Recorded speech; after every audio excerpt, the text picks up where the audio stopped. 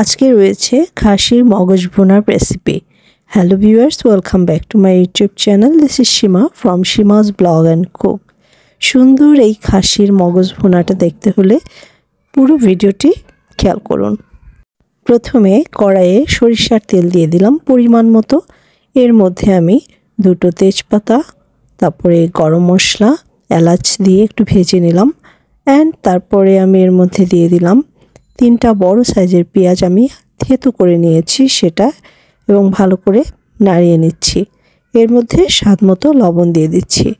যেহেতু মগজে বেশি লবণ লাগে না, মানে মশলার ভিতরেই ভোনা হবে, তাই লবণটা ঠিকঠাক মতো দিবেন। এবার দিয়ে দিচ্ছি 2 চামচ আদা এবং রসুন বাটা, একসঙ্গেই পেস্ট করা ছিল সেটা। নাড়াচাড়া করে কষিয়ে নিচ্ছি। এ পর্যায়ে আমি আধা কাপ পানি দিয়ে মশলার মধ্যে গুঁড়া মশলা অ্যাড করছি। আমি হলুদের গুঁড়া আর মরিচের গুঁড়া দিয়ে দিলাম, সেটাও পরিমাণ মতো। কিছুক্ষণ নাড়াচাড়া করে আমি এটা ঢাকা দিয়ে ঢাকার মুখ বন্ধ করে ভালো করে কষিয়ে নেব। এই ঢাকা দেওয়ার ফলে পেঁয়াজ এবং মশলাগুলো খুব সুন্দর করে কষানো হবে, এর মধ্যে থেকে বাজে গন্ধটা চলে যাবে। একবার দুবার নাড়াচাড়া করে পুরো পানি শুকিয়ে গিয়ে তেল ছেড়ে দিলেই হয়ে যাবে। এই যে দেখুন, মশলাটা কষানো হয়ে গেছে, সমস্ত বিশেষ করে পেঁয়াজগুলো একদম সফট হয়ে গেছে। এই পর্যায়ে আমি পুরো 1 কাপ পানি দিয়ে মশলাটা ভালো করে পানির মধ্যে নাড়াচাড়া করে এই অবস্থাতে আমি দিয়ে দেব খাসির মগজ দুটো। এখানে 2টো খাসির মগজ আছে, তো আমি দুটোই এই ঠান্ডা পানির মধ্যেই এখন দিয়ে দেব।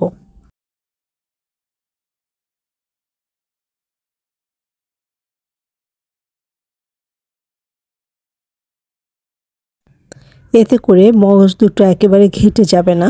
আর আমি চাচ্ছি আস্তে আস্তে রান্না করব, যাতে আমি যখন পরিবেশন করব সবাইকে আমার পছন্দ মতো করে টুকরো করে দিতে পারি। আর এই পানির মধ্যে দেওয়াতেই এটা খুব তাড়াতাড়ি শক্ত হয়ে যাবে। তো এভাবে আমি এখন ঢাকা দিয়ে ঢেকে রান্না করব। তবে আগে যে মরিচ দিয়ে আমি ঢাকার ছিদ্রটা বন্ধ করে দিয়েছি, ওটা কিন্তু এবার খুলে ফেলবো, তা না হলে কিন্তু মগজটা ফেটে যাবে। কিছুক্ষণ পর ঢাকাটা তুলে আমি একটু নাড়াচাড়া করে দিচ্ছি। দেখুন, এভাবে আমি নাড়াচাড়া করে আবার ঢেকে দিব। তো খুব বেশি ঘাটাঘাটি করব না আমি, কারণ আমি আগেই বলেছি যে এই যে ঝোলের মধ্যে আমার মগজটা পুরো সিদ্ধ হয়ে রান্না হয়ে যাবে, পুরো মশলা এটার মধ্যে ঢুকবে, এবং আমি পরবর্তীতে আস্ত মগজটাই সুন্দর করে কেটে দিব। পানিটা যখন কমে আসলো, এই পর্যায়ে আমি 3টা কাঁচামরিচ দিয়ে দিলাম। তারপরে ঢাকনাটা দিয়ে আবার ঢেকে রান্না করছি।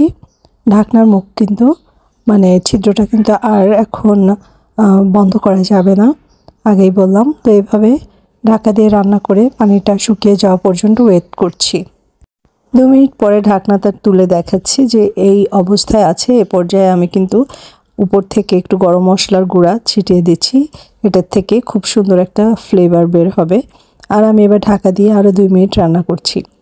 বন্ধুরা, এই রেসিপিটা কিন্তু এই রকম একটু হালকা মশলাটা ভিজা ভিজা অবস্থায় নামানো যায়, আবার একেবারে ঝোলটা শুকিয়ে তেলটা ছেড়ে দেওয়া পর্যন্ত রাখা যায়।